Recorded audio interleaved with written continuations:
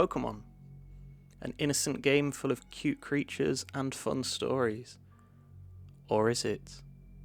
What if I told you there was a much darker side to the franchise we all know and love?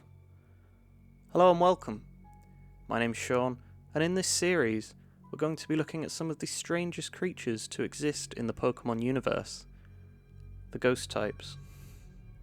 In this episode, we're going to be looking at the evolved form of Duskull. This is Duskclops.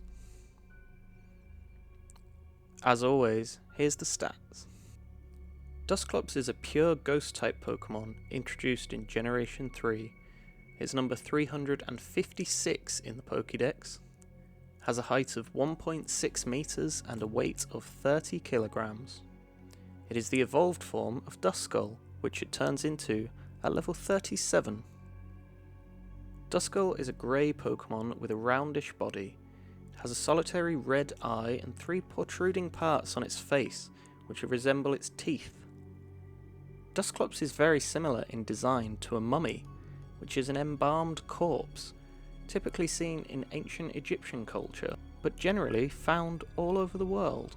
However, whereas a mummy is solid, this Pokemon's body is completely hollow, and no one knows quite what resides within it. Duskclops is said to prey on passing spirits and will-o-wisps, catching and eating these wandering souls for sustenance.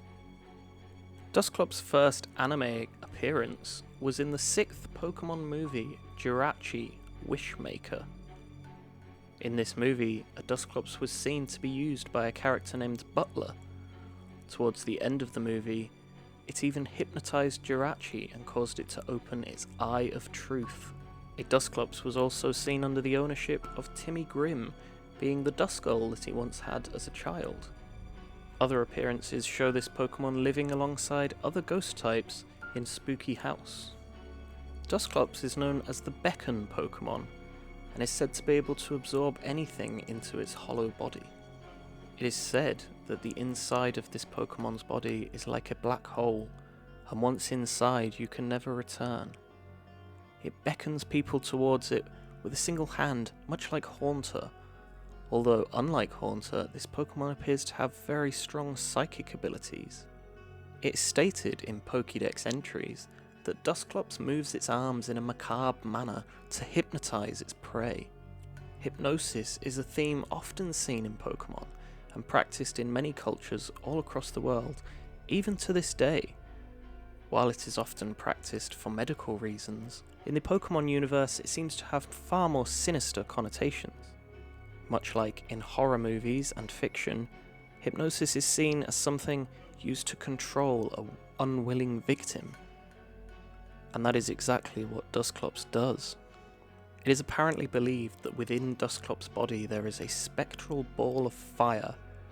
However, nobody can confirm this for sure, as once you are trapped, sucked inside the Duskclops, there is no way to get out, and you will never be seen again. No one knows quite what lies beyond that veil, and nobody wants to. Duskclops has one eye, just like Duskull.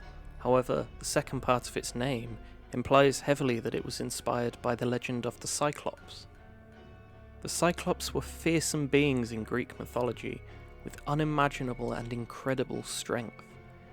Perhaps Duskclops is literally a dusk Cyclops.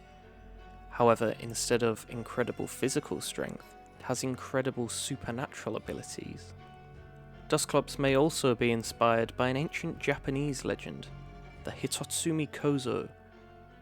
This is a supernatural apparition which resembles a bald-headed child with a single eye.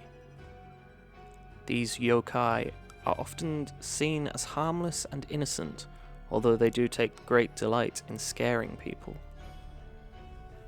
That concludes this episode on Duskclops.